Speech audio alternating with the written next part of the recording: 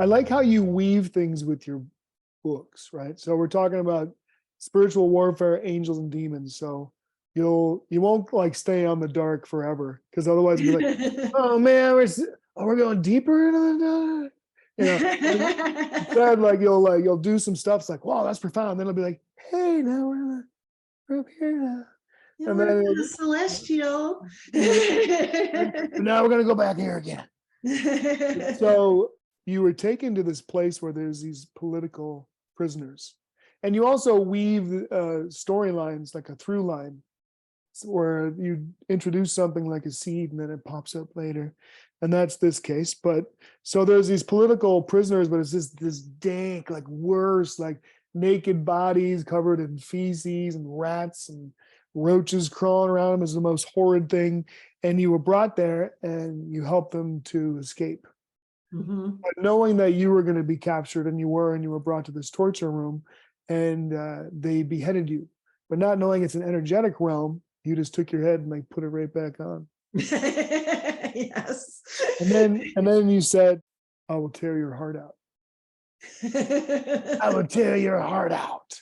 And then they suddenly grabbed their necks in pain and horror, like, oh, because they got to feel what they did to you. Yes. So what they did rebounded upon themselves.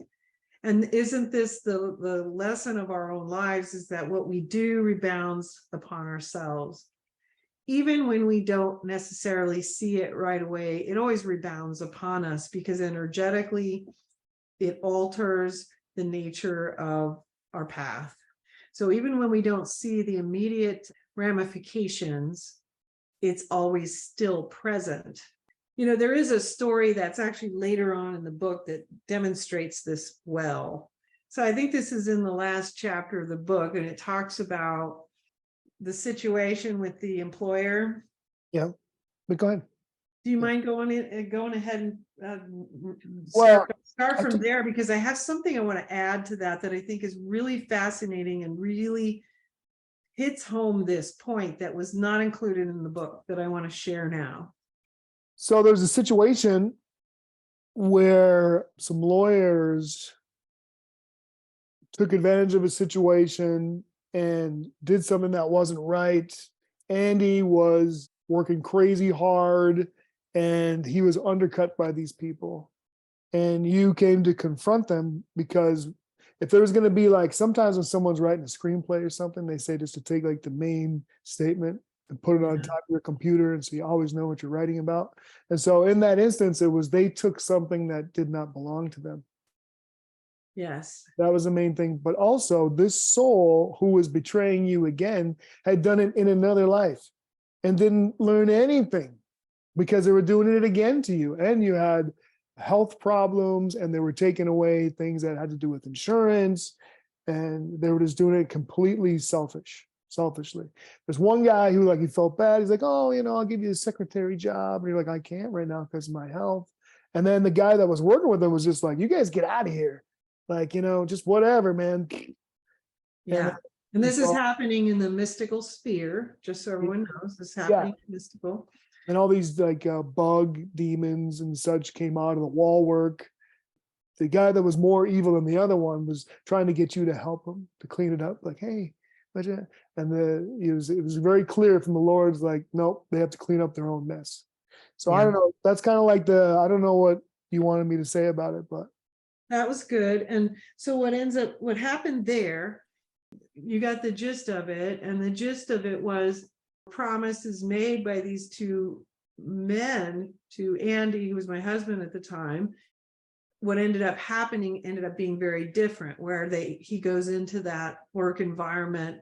They decide they're just going to basically vacation and they're not going to work. And so he's literally working 7 days a week, 80 hours a week to basically do the work of 3 people. And then they undercut him. And when they no longer need him, they fire him.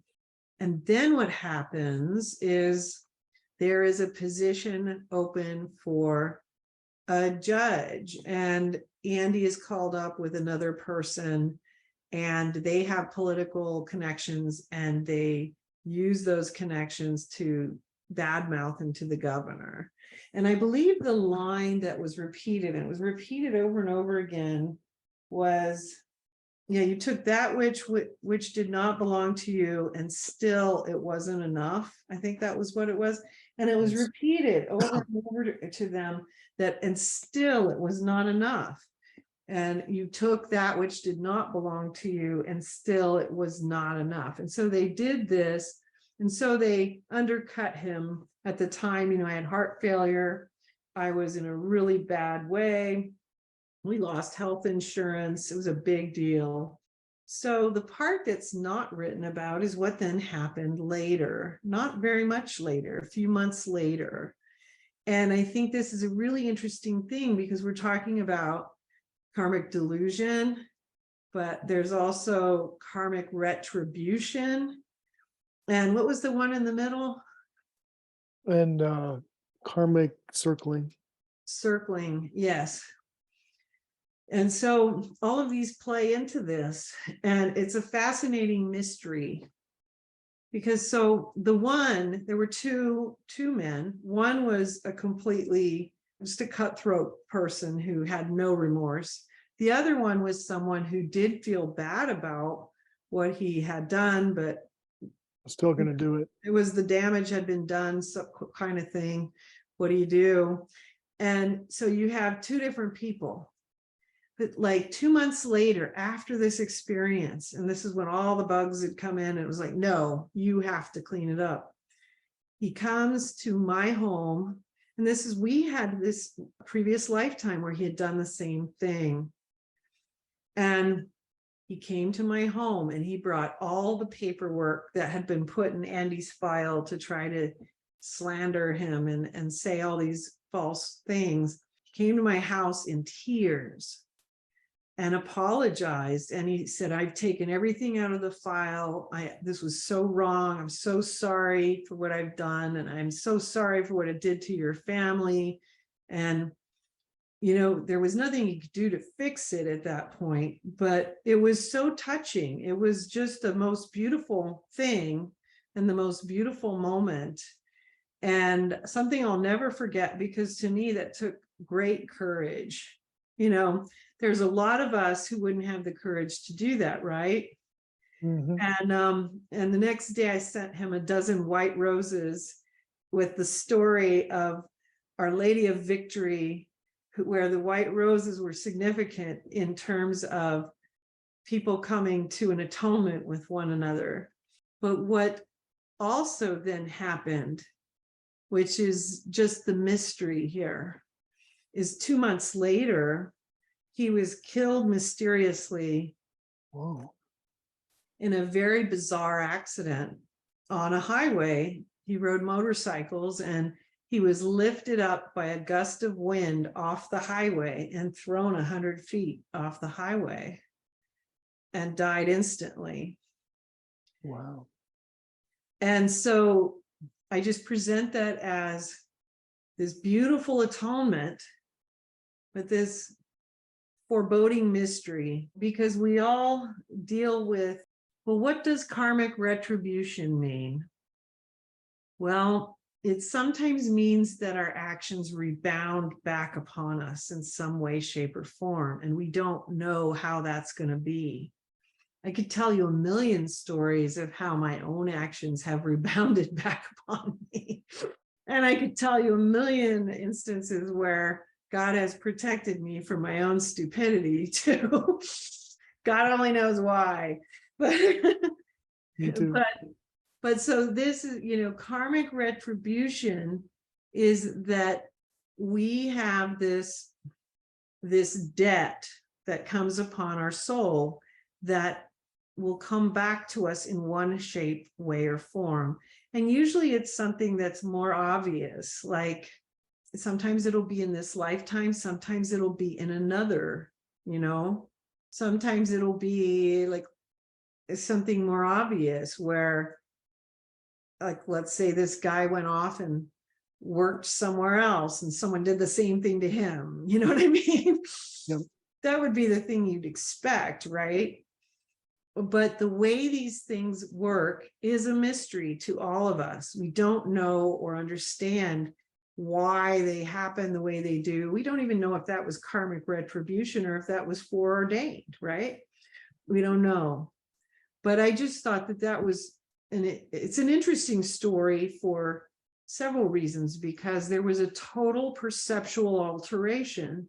The guy was completely remorseful, and this is a victory. This literally is. What's important about the story is that before he died, he completely atoned and fixed it, even though he couldn't undo the damage, and there's all of us have these situations where we can't undo damage, but maybe we can fix or amend by an apology or something, of letting the person know that we regret what we've done and the harm it's caused. But we may not be able to fix the harm, but we can at least do that.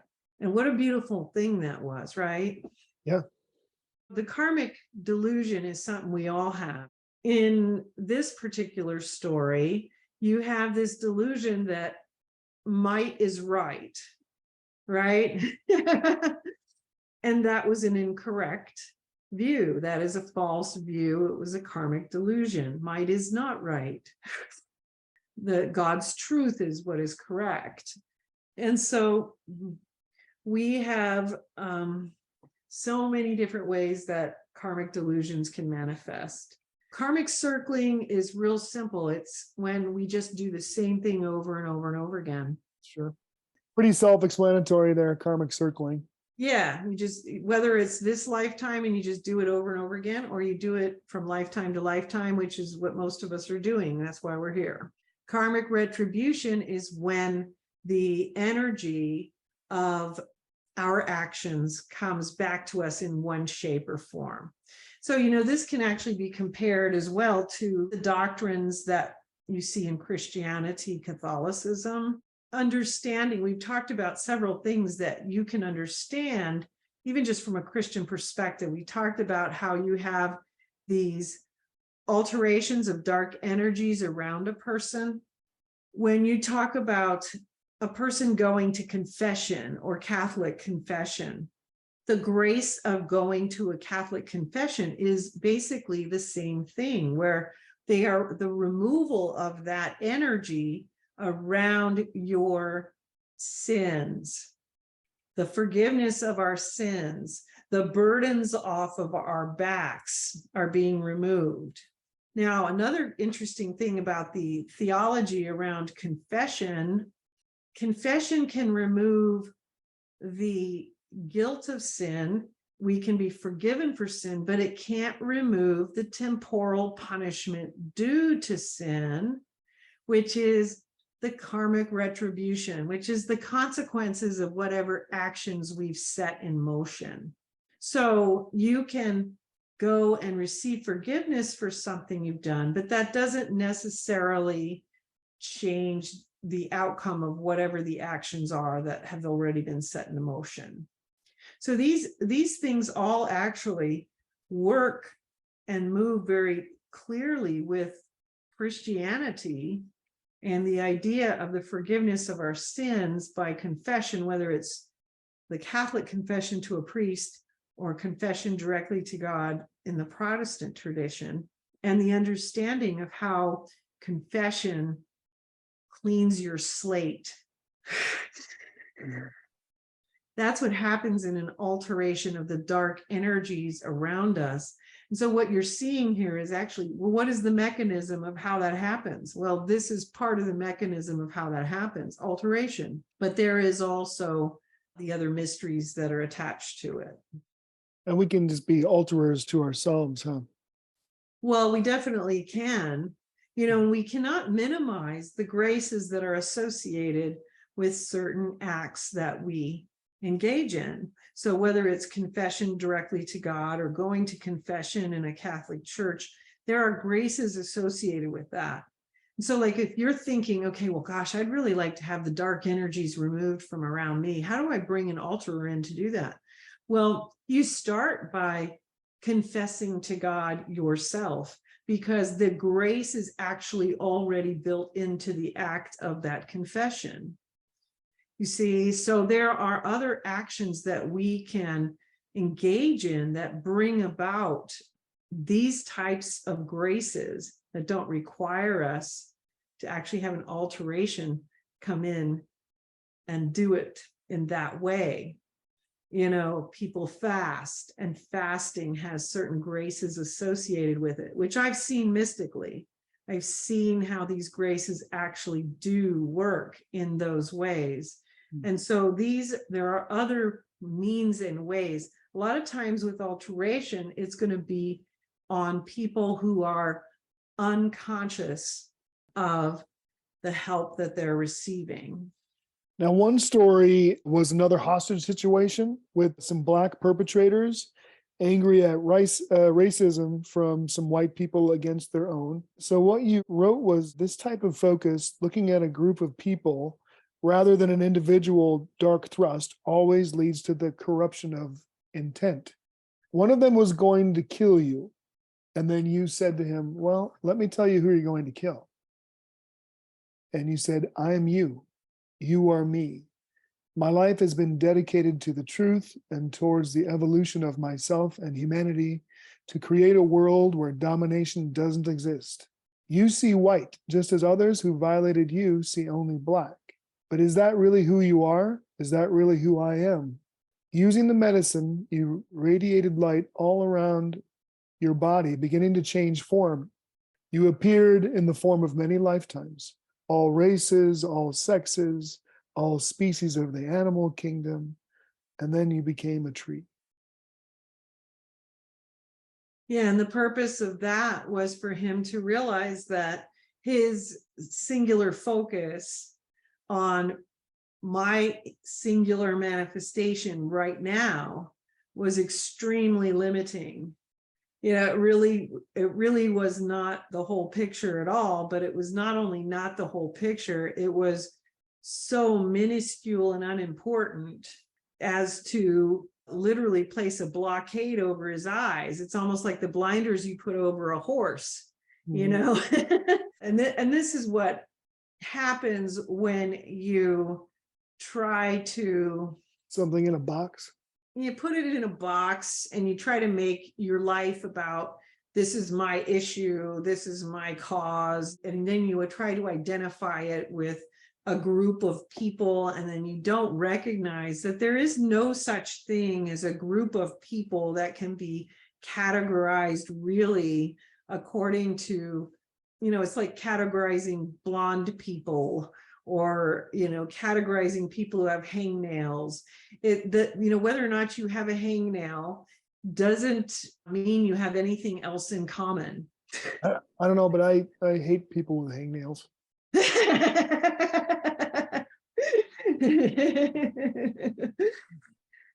But, you know, this is what we see, and we still see it so strongly today, which is where we end up with these vast generalizations, you know, that happen, and then people are unable to actually expand their view or their ability to actually see beyond, whether it's skin color, whether it's race, whether it's anything. You know, people don't like people who are a particular profession. Oh, I hate lawyers, or I hate police officers, I hate baseball players, I don't like, you know, I mean, it's a really irrelevant categorization of any form of life, because the purpose of our existences here in this realm is that we are all going to experience as many aspects of life as we can. So we're going to be all those things and more.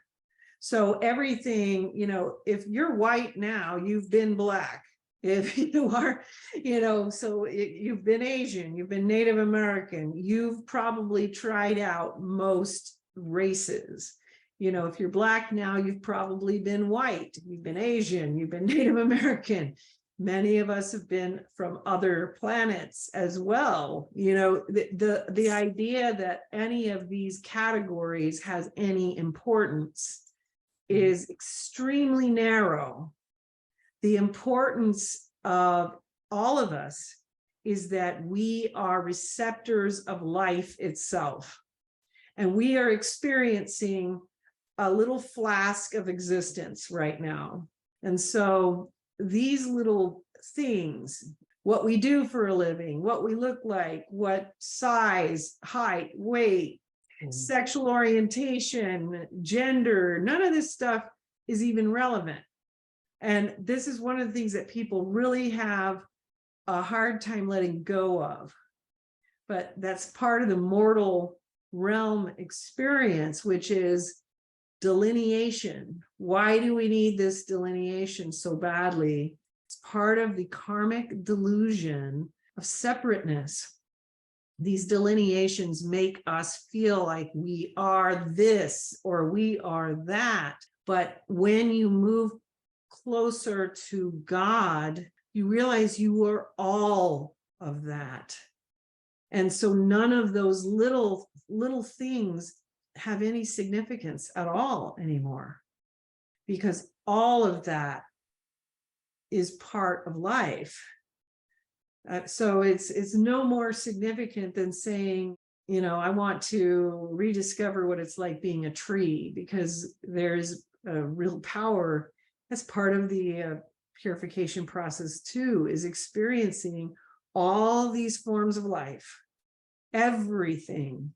So as a soul, we've been a flea, a leaf, Yes. particle of dust. But what's important to understand about that, because people get so confused and they're like, oh, that's so weird. How could you be animals? How could you be this? How could you be that? It's because they're thinking of it in a very concrete way. You may have moved through the existence of a tree in 5 seconds. You may have moved through the existence of a flea in 5 seconds. You may have been a buffalo for 20 seconds, or you may have, you know, it's all different because life moves. You may have moved through the stones and the earth and the ground and then through the grasses in a period, you know, you may have just moved through primordial life in a period of months, just experiencing what all these substances are. It's not in the way that we concretize things. So that means you had to have been a tree for 500 years. No, you might have been in that tree for a minute. You might have been a tree for a day. Who knows? You know, it's but we have all experienced these eyes through life. We have experienced them. During that hostage situation, a Black man was stabbed and bleeding out and going into shock. He was a brother of yours in another lifetime. His name was Hank. You were trying to help him, preparing him for death. And so, Hank, you're going to see a light. Follow that light. You're going to see some lighted beings who reach to you, take their hands. You're going to feel a vibration in your body as you separate, almost like pulling off a Band-Aid. And then the alteration medics showed up. They arrived and they brought him back to life. And Hank had seen the light and he had touched the unconditional love of God. And he thanked you. And he was also aware that you guys were brothers in another lifetime. So that was another kind of, you're a spiritual warrior, but also it's not, you know, of course it's not, I mean, it's warrior, but also it's an alterer. It's somebody that's there for people to help them to learn about themselves. But so in that instance, you were there to help him to pass on. You suspended him so the shock didn't take over, and then you were allowed to kind of help him until the alteration medics came and then brought him back. So that's interesting how it's like there's so many different, to me, when we're talking about all of these experiences, what came to me was like a police academy. And like in a police academy, they're like, okay, guy comes in with a gun and there's a person next to him and he might take him as a hostage. What do you do? It's like, oh, what do I do? Or, you know, so there's a person, he's stabbed in the leg and he's going into shock. Like, what do you do? So every time we go over one of these experiences, it's kind of like a little roadmap, something you learn in the police academy. So like, if you're ever in that instance, like, here's what you do. Yeah. Well, and I remember at one point, Jesus had come to me and told me that one of my purposes was to be an overseer of souls coming and going. So I did have a lot of experiences with helping souls who were crossing over. And then even with further afterlife experiences after that, for months after, as well as helping souls who were getting ready to be born into this world. And so, each one of us would be surprised by how many things that we are involved with that we may not remember right now. But if we became conscious, we would start remembering, and we would have a lot more duties than we'd be surprised by that, I think. And maybe if we knew, we'd maybe be overwhelmed a little bit. Perhaps, I think, Or like, yes. what, all these things? Like, yeah, you're gonna do all these things. It's like, oh man. Yeah, right? As opposed to just you're brought there and become aware of your mission and you do what you're meant to do in that time, and then you're out. Yeah. Mhm. And you gotta do another one. It's just focus on each, How do you take what is it? How does the journey of a million steps start? It starts with one step. Yep. You take the other one. Now, the next chapter, which is chapter 3 in the book, origin of the concept of the devil, star map, angel implant device to discern energetic truth, understanding falsehood and darkness, understanding phases of knowledge, re-energizing stations, which we talked about, the court of Herbetheus, and the tribunal. So the first thing that's talked about is you must walk directly into the darkness to see its dissension. Go where there is ignorance and darkness, hatred, illusion, and show their reality. This is your purpose. So I guess you're being spoken to. I'm not sure exactly who, because I didn't write down who it was. Yeah, I think that's show them reality. And so you have to go directly into the darkness and then show them reality. Yep, And you're right. that's the purpose there. And that was part of my calling to do that. And ironically, again, we talked about how, we think we're serving all these souls, but yet we don't realize at the time how much it's serving us. Because every single mission is teaching me more aspects of the truth and about energetic truth and energetic law as I'm moving along, so I'm being trained and taught as I'm going. So I'm being called into these situations and I'm serving in them, but I'm actually being served equally at the same time. I wonder if you can speak to man's idea of hell and the dark side has originated from myth.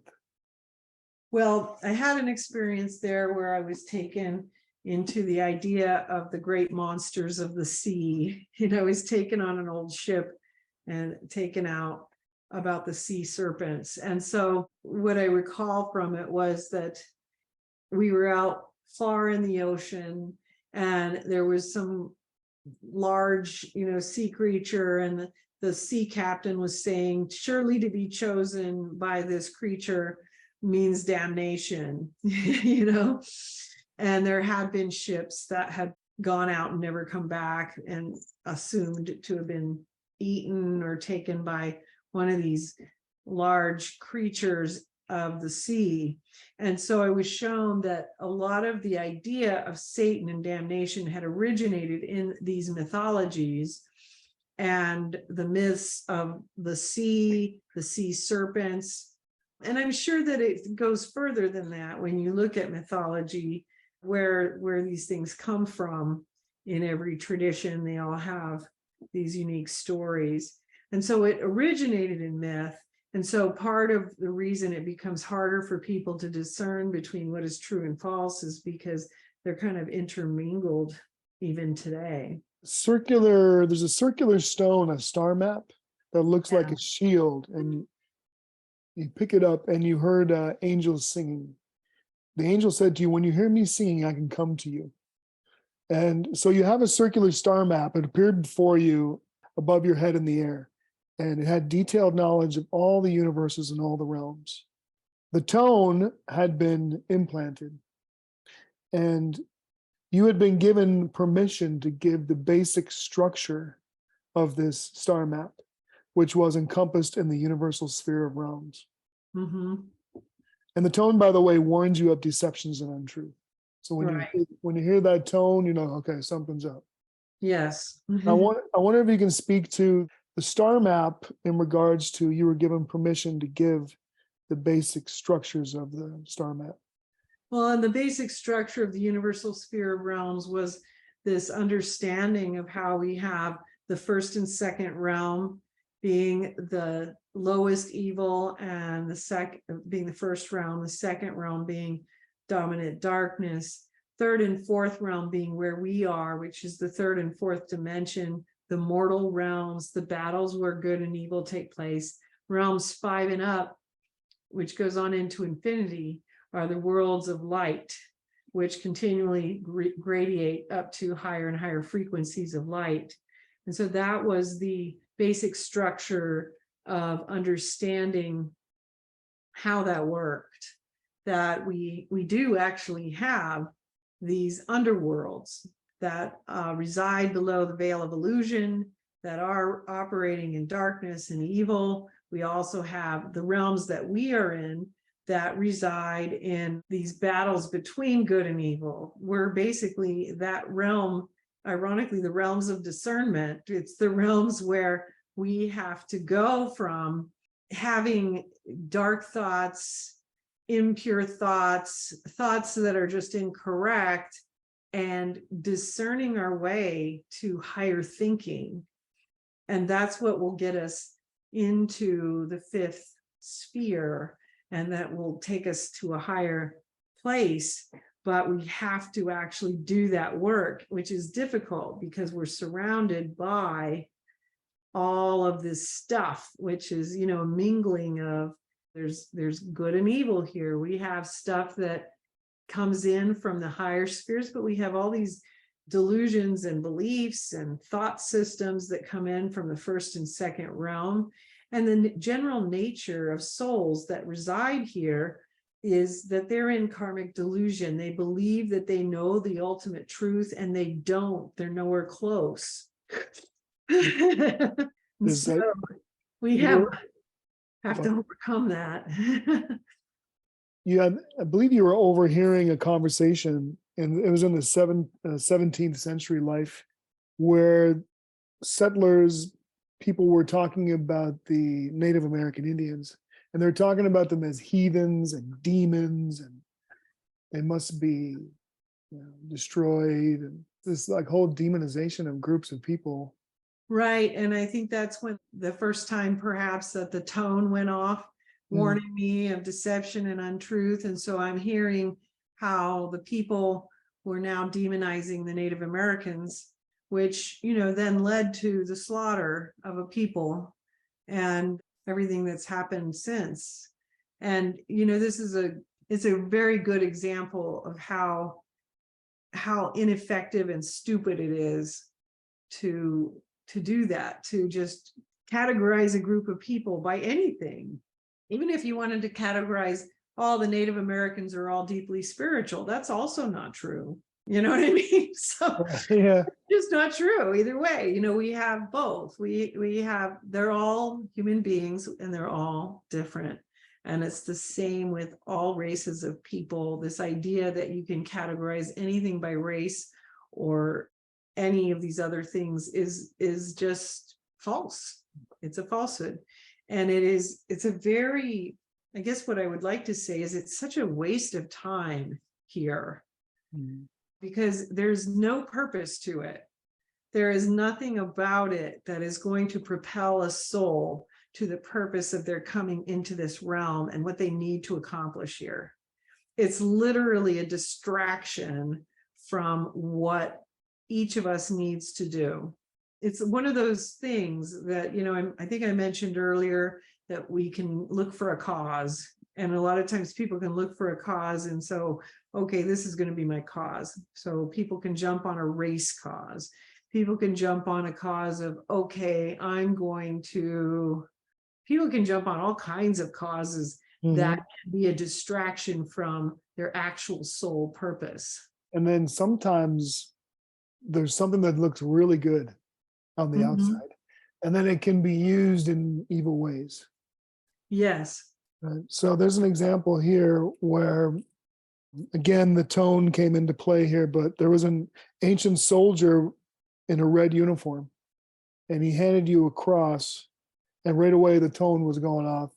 And as you looked at the cross, it was made of the skins of all who died in the name of Christ. Yeah. So Christ's name had been used to perpetrate all forms of evil upon the earth, and its sacredness had been tarnished and violated. Yes. So it was infiltrated and turned around upside down and used to demonize a group, to use the good as a weapon against other people. Exactly. And I mean, here's an example as well, where in the history of the Catholic Church, you have all the things like the Spanish Inquisition, the Crusades. But here we have another group of people, had nothing to do with their skin color. It was the Cathars. It was just the way that they believed, and they were wiped out. And again, to what end?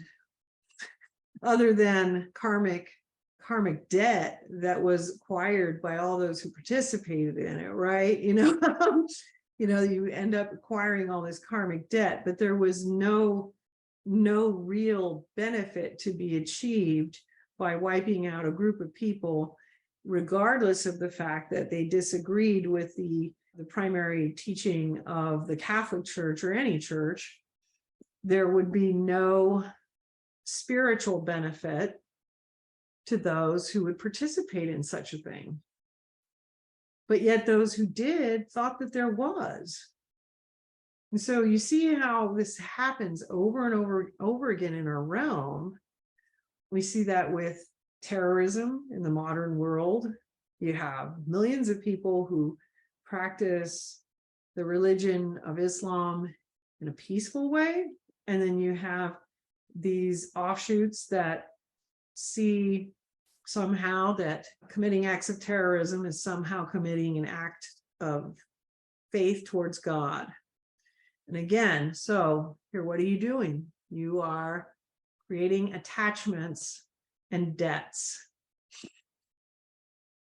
You're not doing anything that's going to have any spiritual value. Death and destruction never has spiritual value. That only serves evil and destruction. And so there, you see how, for those watching, these things might seem obvious, but what you want to kind of get across here is it's not obvious to everyone because it's happening. You see what I'm saying? Yeah. So the fact that these things are continuing to happen around the world, you still see there's still Christian martyrs, there's still acts of terrorism, we still have war all over the world. We still have people thinking that greater good can be achieved through domination, death, destruction, war, and horrific things. And there's so many people that aren't connected to the energetic truth of things.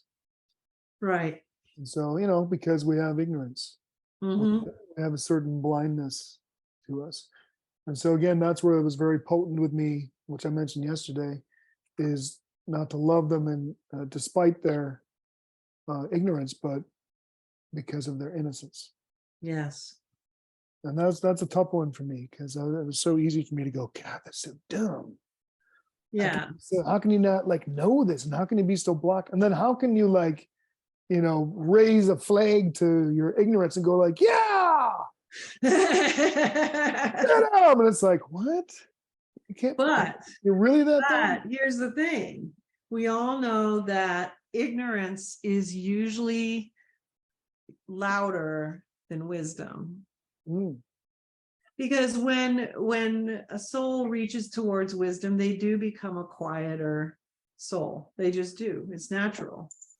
Mm. Wisdom develops this self-awareness that, births humility, and this self-knowledge that, no, I don't know everything, and no, I don't have all the answers. And that humility that is birthed is very different from when we stand in ignorance and we're like thinking that we have so much to tell everyone else, right? There seems to be so much agitation in that ignorance. There is a lot of agitation in ignorance. And, we're talking about ignorance right now, but there is a force that is evil that isn't based on innocence or ignorance, which is another force that we have to deal with in spiritual warfare, which is chosen evil. And there are people who choose it and live by it, and they too are usually much more loud, because the silent souls are the ones, the fine-tuning of God on a soul usually renders them much quieter and much more silent than wanting to make a lot of noise. And we have experience that you had that moves into this. So there's a woman with a ceramic face. Yes. So you asked her to remove it. She tried to make you feel bad about it, like, oh, why would you want me to take this off? So, don't you trust me? And you were like, show me your true self, because one must know true darkness to be able to alter it. You sent a beam of light and cracked the ceramic face. And then you were shown the woman was holding her hand, in her hand, a human heart that was severed from her own body. And looking into her face, you saw uncaring disguised as religious dogma. You saw sloth disguised as victimization, heartlessness disguised as political views, arrogance disguised as self-esteem, and perhaps the most painful, manipulation, self-aggrandizement disguised as some form of spirituality. She said, I am humanity. I show you my heart. And you burst into tears, watering your own heart. It is through tears that the seed of humility is watered. And wherever there is humility, love grows. From love comes wisdom.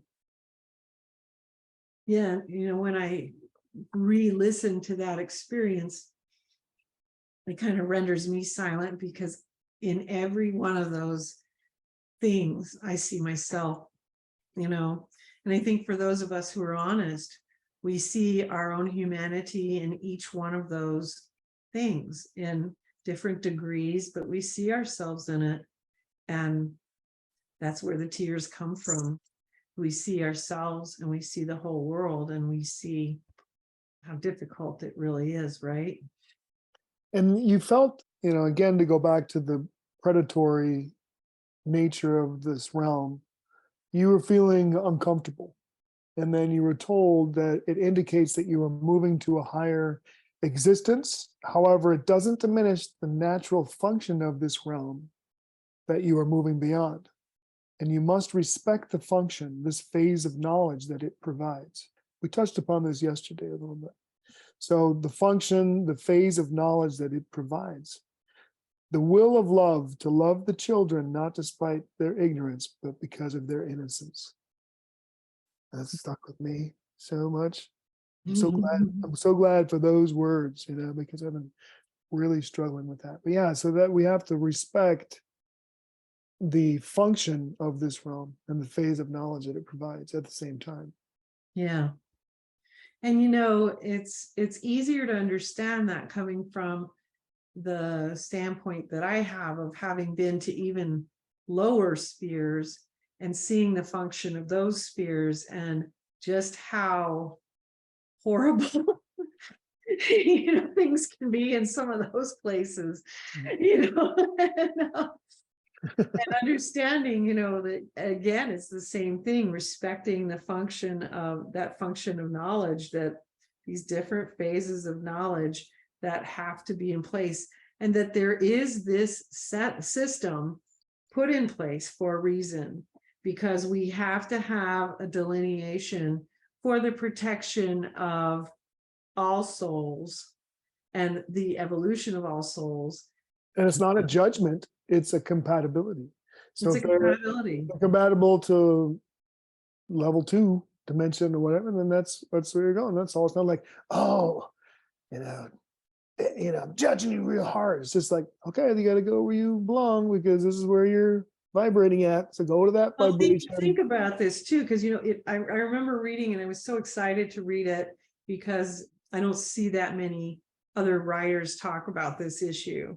And Francisco Candido Javier wrote about it in his series on Life in the Spirit series, and it starts with Nosso Lar as the first book, which means Astral City in Brazilian, but it goes through, there's 12 volumes, and he talks about why it's so important that there are these barriers between these different kinds of realms. And it's because if there isn't, then all chaos would break loose, even in the higher spheres. You can't allow things that are incompatible to, things that are evil and dark into like realms 5 and above, because that would literally be allowing hell to reign in the heavens, And what happens is in the mystical, and I've talked about this before, if you try to go to a realm that is higher than your level of compatibility, you literally feel like you're being crushed. It's because you have to be at the frequency and vibration required to enter into those different higher levels of spheres. And that's why you're constantly going through vibrational raisings so that you can go higher and higher and higher and higher. So if you try to go there, you're going to feel like you're being crushed. You're not comfortable. You've been trying to enter. And I was shown that so I would see it's not like you're just being denied entry, is that you have to become compatible. You can't even enter here. You literally will be crushed. What we have to understand then is that there has to be a boundary between the hells and the purgatories and even the borderlands where we reside here, the mortal worlds and the heavenly realms above. There has to be, otherwise there would be no order in the universe. There's a temptation, probably, especially because we see this especially so much in today's day and age in our mortal world, where it's like, no, everything goes. You have to accept everything. And so therefore we should throw that idea, which is, it's actually a karmic delusion. We should throw that idea onto God and onto the heavenly realms, when in fact that has nothing to do with eternal principles or eternal law. That's just a stupid karmic delusion that people come up with. It's their opinion. We talked about that because they're like, okay, I want to be inclusive. I want to be able to sit on my couch over here. And I don't want to have to move. I don't want to have to walk in the movement. I want to be able to feel comfortable saying I'm not going to do anything. So therefore everything goes, everything's fine. Right. And so that's what is kind of like the norm here. But that is not eternal truth. That is not the eternal principles which reign or operate in the mystical spheres. In the mystical spheres, there are very specific criteria that we all must meet to be compatible to different realms. Even if you're going to be a spiritual warrior, you have to meet specific criteria to go down to work in these lower realms, in the purgatorial realms and hell realms. You have to meet criteria to do that. One of the criteria, you want to know what the criteria is? Being able to withstand being in that space. That's one of them. But one of the criteria that people don't think of is that you have to get to a point, and you do this through the mystical training, which is this stuff that I'm talking about, which is this humility that is birthed within you when you recognize yourself in all other beings.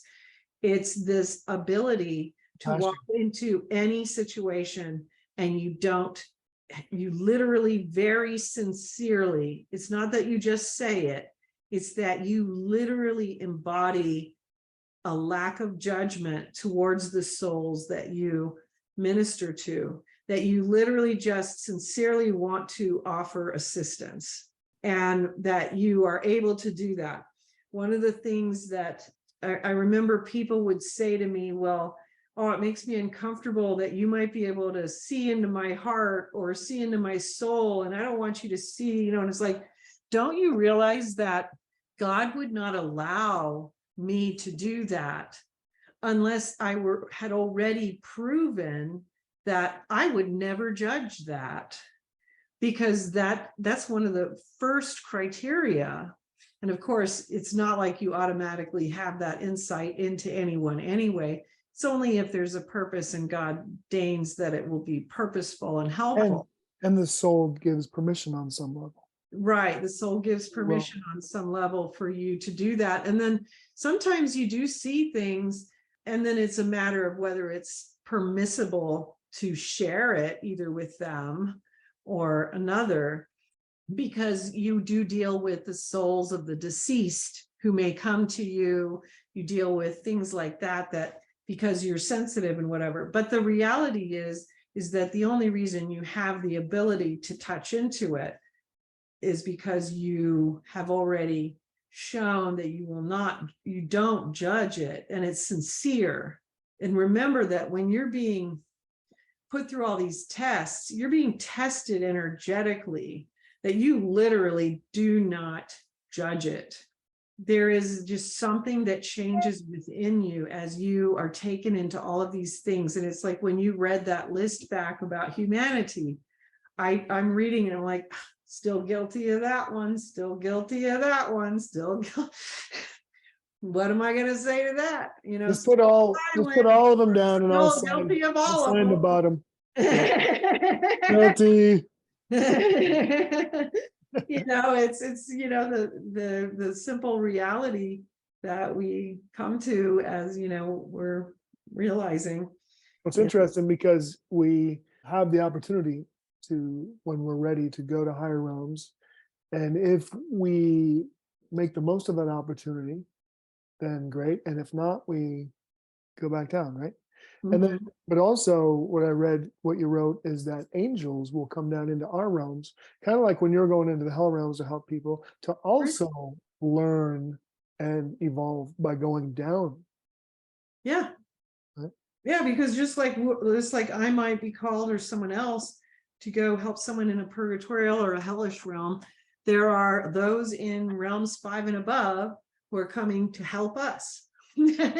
That's how creation continues to create, and evolution continues to help itself to evolve. It's always, the movement continues throughout all of creation. And that's how we give back to creation, by giving back to those in different aspects of creation. Now, somebody from a higher level, there's 6 guardians that were performing levitations on your spirit. And they were programming new thought processes. They were downloading old programs from your spirit and correcting your imbalances in thought, word, and deed. Okay. Getting help. Yes.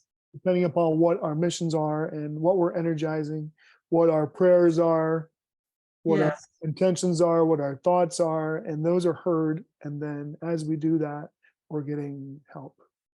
Yes. And these kinds of things are happening to people who are praying for that kind of help, even if they don't remember it. Okay. They're not consciously aware. Yeah. Existence is a blinking light momentarily passing from one place to another, more suitable. Let me read that again. Existence is a blinking light momentarily passing from one place to another, more suitable for the path of knowledge. As we pass, we give our vehicle back to the place, so others can follow the energetic footsteps we left behind. So there's energetic footsteps. So like you can write 100 books. Like, who would do that? But instead of somebody wrote a bunch of books and you leave that behind, but it's saying energetic footprints that we leave behind, our footsteps that we leave behind. So just in our own, the way we're being, the way that we connect with our family or people we meet on the street, these Mhm. our own consciousness, our own evolution, whether or not we ever put it into make a movie out of it or make some art out of it or start a monastery or but just from being we leave Exactly. energetic footsteps. We absolutely do leave energetic footsteps. And it's a really important point because people think that there has to be something bigger than that. And here's the thing, where did all of this start? Think of the Zen aphorisms. They came from these little cute old men who lived in the mountains, who maybe jotted down, this 3-line thing, and it's been preserved, for thousands of years. Because literally a lot of the original Zen aphorisms are individual aphorisms from a lot of different hermits in the mountains who were these Zen masters. I know, we have some of the great ones that were known for founding Zen and all that stuff.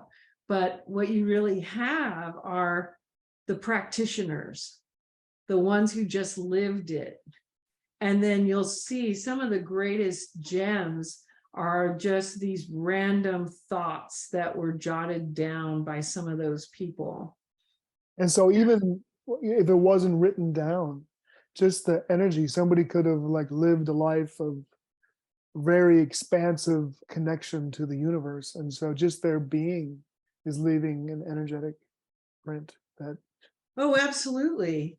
Yes. And what it shows is we put a lot of emphasis because we live in a society and a world where having some kind of a legacy after we're gone is so important, I guess. But the reality is that the legacy we leave is the love we place in other people's hearts.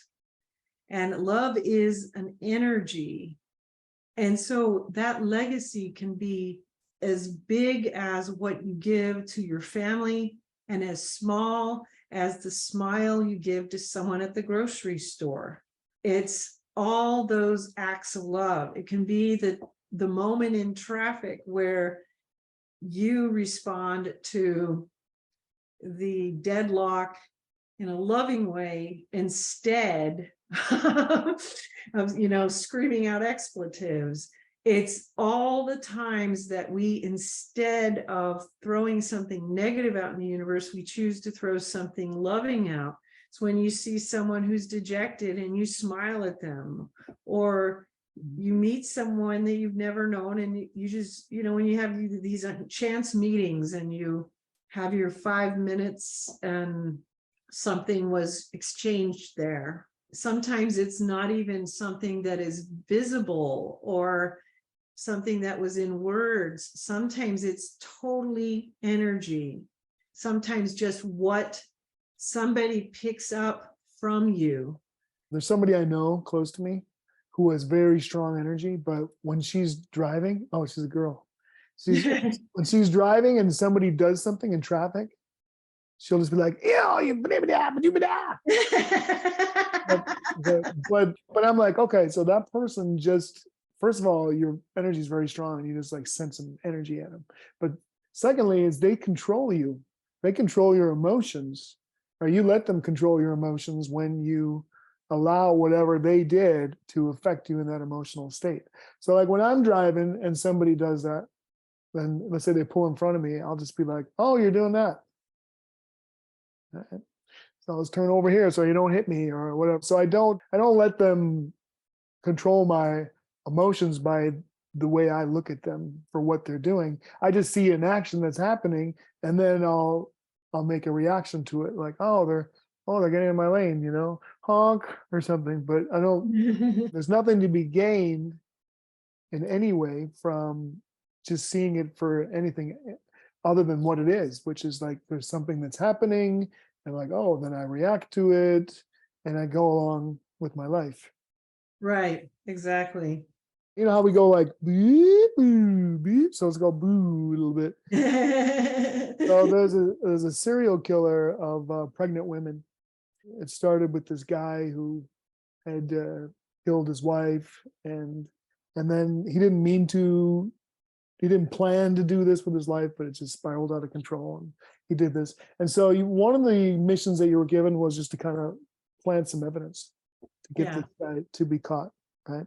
And Well, it that's wasn't planted, it was to make sure that it was found.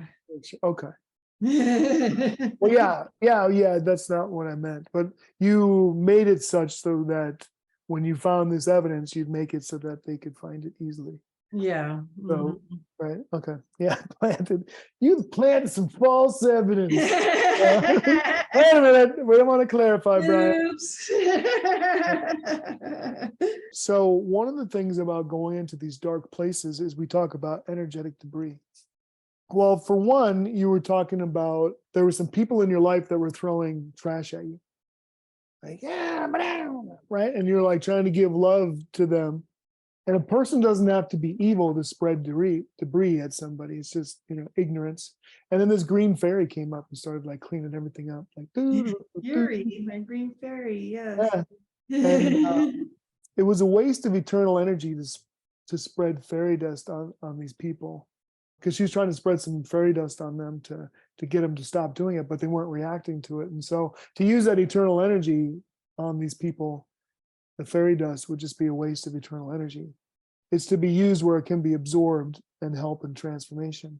That was in particular regarding one of the souls that was throwing the debris at me, and I didn't want to give up on trying to help that soul to get past it. And Yuri was showing me that no matter how much energy I threw at this person, it was just doing nothing. And also at the same time, there was throwing trash at you. So you're trying to help them. And not only was it not doing any good in using the eternal energy, but also they're throwing trash at you.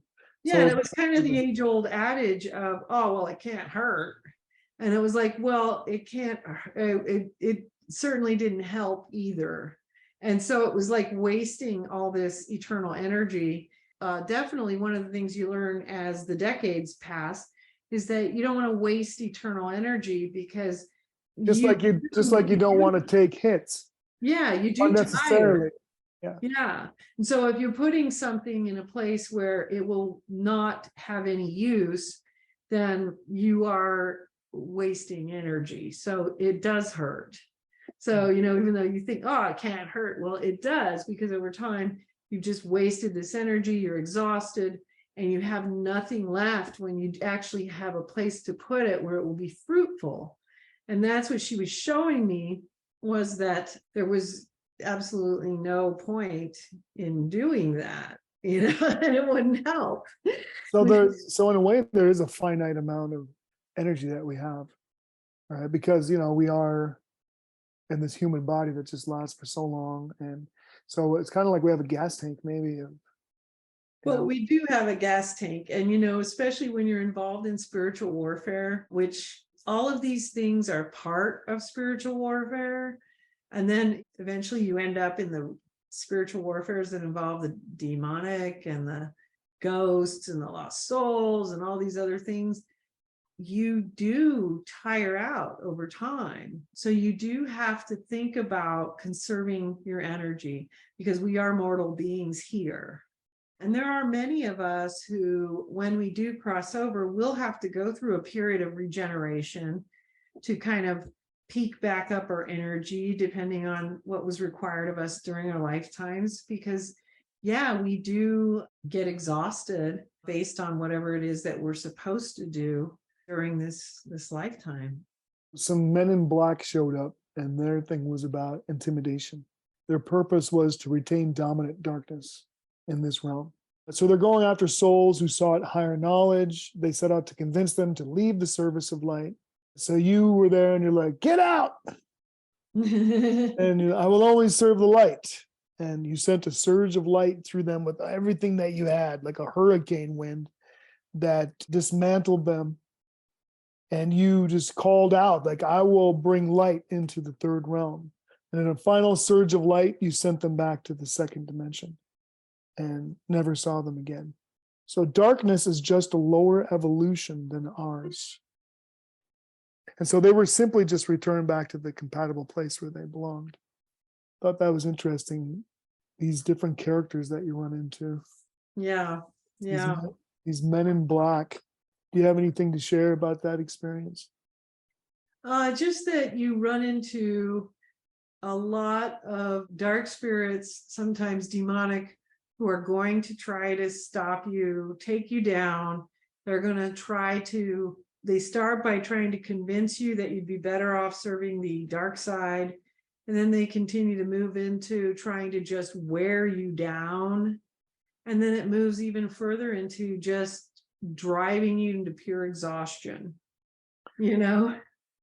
And tell me a little bit about, you get into false prophets or those who come here and they may like look great, like, oh, everything's great. And then they even do say some things that are really profound, or even do some things that are profound, but then underneath they are dark.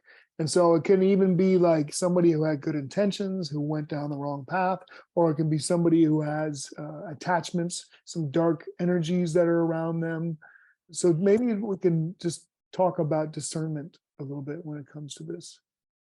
Well, what you run into a lot with people who may have a divine mission is that you have to watch for people who may get caught up in either financial gain or public attention.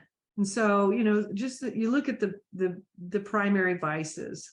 And ego can be a big thing too, because Right. all of a sudden it's like all these people, there's all this adoration, and you're like, God, I'm great. Yeah. Pretty awesome. Well, and it can be where then the humility gets watered down. They're less likely to continue the process, which is a continual questioning of yourself, because you have to continually question yourself. You have to always be aware, because especially when someone has a divine mission of any kind, they're going to be hit from all ends, every direction. Your family, your friends, your marriage, your spouse, your everything, your extended family, you're going to get hit from every direction. Then you're going to be hit from any possible vice you may have. So if you want your ministry or your work to be financially lucrative, you'll be hit with something along the greed lines. If you're really hoping for public recognition of your work, then yeah, your ego can be an easy target. A lot of people are taken down with lust. Trying to think of some of those are probably the top dogs, I guess. Those are the easiest ones to go after, right? Yeah, pride. Pride. Yeah, pride is in there. Pride is in there for all of us, whether, but you have to look at those things, and you just have to look at it all. It's difficult for anyone to do a mission of this kind and keep their integrity intact, because there's that difficulty of always figuring out how you're going to take care of and pay your own bills, but also run your ministry at the same time. And that's why it's so easy for a lot of these people to get caught up in the financial gain aspect. And, the ego thing is obvious. The ego and pride, people want to have the public recognition. If it's important that people recognize their authority on their subject or whatever, then that's an easy target right there. So let's continue, because I think that you covered that pretty well, and because we could just keep going down the path of every human's journey. Yep. and all the things that could take us off the path. So the court of Herbetheus, am I pronouncing that right? Yep. Wait, you want to do this? Oh, because you know why. Because it was close. Okay, so you know what happened there. So basically, souls must come to you, right? And so you can pray for somebody to help them. You want to help people, and somebody came to you on behalf of somebody else. And it was somebody who had a high station in the earthly realm. And having a higher station in the earthly realm doesn't mean you have a higher station, anyways, in the spirit realms. But somebody came on behalf of this person, and because of that person's station, you believed that this person had talked to the soul and that the soul had wanted some information, so you gave some information. And you weren't supposed to do that, so you came before the court of Prometheus. Yeah, and so what happened there was a deceased member of that person's family had been coming to me very strongly, wanting to speak to this person, had a bunch of messages and kept coming. Someone who worked at a high level with this person indicated that the person wanted to know the messages from that deceased relative, but it apparently was not true. And under normal circumstances, if this person was not of a high station in life, I would have required that person. And in fact, I remember in the conversation, I said, well, just have this person call me and tell me they want me to do that.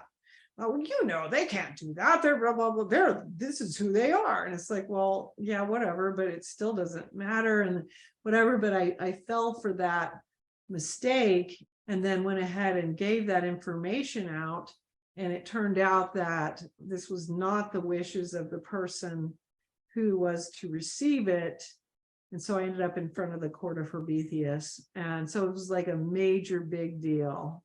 So for us that are trying to learn as much as we can about all this, so the reason you were there, this was a big deal because it was kind of going against eternal law. Yeah.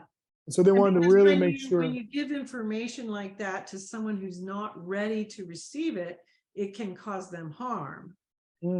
And so in this particular case, I think it had caused some harm. It had caused some emotional upset and disturbance.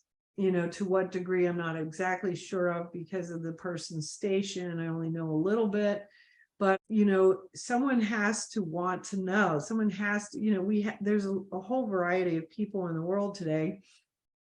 And they go anywhere from, oh, yeah, anything you hear from any of my dead relatives, I want to know. Or if you hear from a spiritual guide and they have a message for me, please tell me, to, I don't believe in any of that crap. Don't you ever talk to me about it. I'm going to kill you. You know what I mean? So, you know, you have to respect the fact that there are these different levels of receptivity and that you're not supposed to just share it just because you can, you know. Yeah, I think I'd share with you well, it's like an out of body place, but they call that evolutionary. They call it evolutionary rape if you like tell something to somebody that they're not ready for. So even if somebody asks for a certain something, we'll be directed to say only what we're allowed to say, or where the person's at anyways, right? That's an interesting way to put it, and that makes perfect sense actually, because yeah, it's pushing them over the threshold of their understanding, and it can really mess them up, you know. And then also, just because somebody dies doesn't mean they're enlightened. Exactly, because just because somebody comes to you who's deceased doesn't mean they have eternal permission to be doing what they're doing. You know, just as we have hauntings, we have houses that are literally demonically possessed. Those are not sanctioned by eternal law. Those are spirits that have gone rogue. You know? And so in this case, this soul, no matter how sincere it seemed, had gone rogue and was trying to really shove this down this loved one's throat. And it just was not appropriate. And it's understandable. We can all understand how if we were to die today and there was something left unsaid with someone we loved, we'd want to be able to convey that.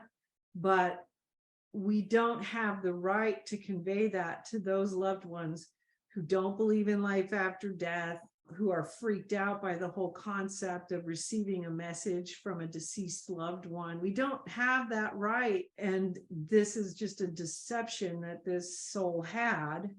And I also had a delusion that this was okay based on all those factors. You ran into somebody, she said her destiny is to forge the bridge across forever. And you said, but that is the destiny of humanity, to step into timelessness and leave time behind. And then there was like this threshold guardian there, this man. He said, I sent my granddaughter to hell, and now I must kill you to get her out. Yep. So what didn't he realize? He didn't realize that he couldn't redeem a soul by doing another irredeemable act.